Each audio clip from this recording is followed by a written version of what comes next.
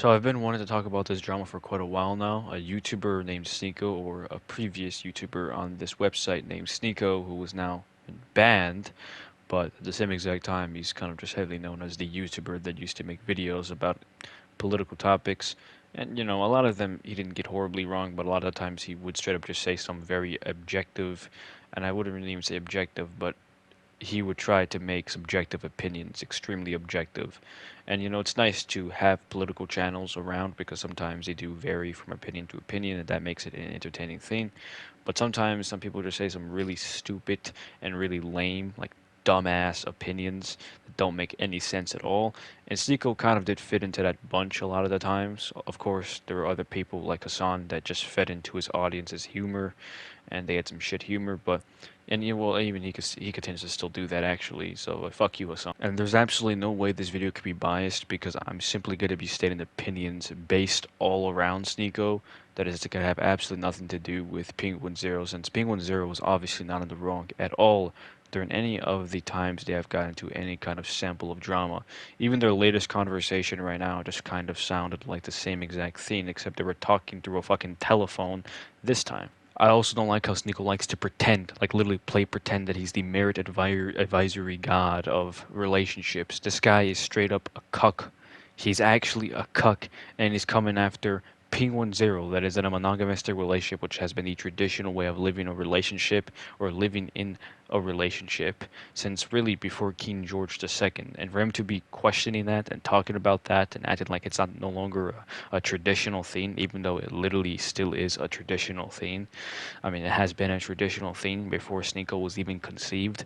So for it to be something that Sneako belittles and puts under such a really unculturable thing, such as cuckoldry, it's just funny to me, real funny. And I understand Sneako's way of looking at cuties. It's very interesting to say the least, more than it is something that you could genuinely look at and be like, oh, you know what, this guy is speaking some straight fire burning fucking facts.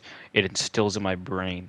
No, like, you can't think of it like that unless you are a pedophile. But at the same exact time, I could understand why children, to a certain extent, could be used appropriately as a sexual property in a movie, as long as there is no twerking and none of the really sexual stuff, because that sometimes makes it a lot more realistic and teaches you about other scenarios and scenarios you should keep your kids away from.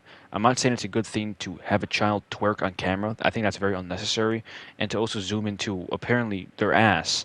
So I think that's very weird and disgusting. And I don't think that anybody should ever have that to any kind of extent at all in any kind of type of movie. So I do agree with Penguins on that particular thing, but I also can see why Sneako would see it in such a particular way. Because me and Penguins are the same people, and we don't agree in the same type of things. That doesn't make me a worse person than Sneako, or excuse me, Penguins. It just makes me think different than Penguins. In a very aberrated way of me not coming off as somebody that is kind of weird too, like Sneako, I do just want to say that I actually don't think The Cuties is a necessary movie to be out there. I think it is very pedophilic for what not Mace, excuse me, Moist Critical is saying about it. I don't think it should be out there if it is anything like how Moist Critical is talking about. And I haven't watched it, so I can't give my own opinion on that yet. And I don't think I'm gonna watch it because if it is that weird, I don't want to have to see that with my eyes and have to bleach my eyes literally 10 seconds afterwards with some fucking Clorox as the goddamn shaving cream for my goddamn eyebrows. Now I think I'm done critiquing Sneako at the same volume that I have been throughout these last 3 minutes. So I'm just gonna end up saying this to end the furry tale. The furry tale ends by simply just me saying this. I do think Sneako has a good chance of coming back to content creating, not even YouTube, because even if he can't come back to YouTube, which he can't unless he creates a new account, which is a slick thing to do. But I don't even think he wants to come back to YouTube. But in general, as him as a content creator, he could definitely stay on YouTube and spread the same message, because the message that he was spreading was actually pretty good, except he said it in such an extraordinarily trash, horrible, horrendous, puking type of way that I think everybody just knowed and really knew that this man was not going to go anywhere in place, in comparison to Andrew Tate, who spreaded a message but didn't valiantly come after somebody because of the way they acted or personalized themselves. Sneako does this all the time. He says, you don't get any girls, you don't get any of that, you don't get any of this because you're like that and you're like this. It's straight up just like watching a fucking fully grown man record a GOI video and fucking record it on YouTube instead of pornography and talk to you about how you should be jerking it, but at the same exact time say it in such an extremely disgusting and disrespectful way that it just makes you want to commit suicidal thoughts. Like, I don't genuinely know how Sneako was able to grow an entire fucking fan base. Like, literally get to the point where he had 1 million subscribers. Like, literally 1 million people wanted to hear him say stuff like what I just said that he was saying. It's so weird. It's disgusting. It's weird. It's horrible. It's horrendous.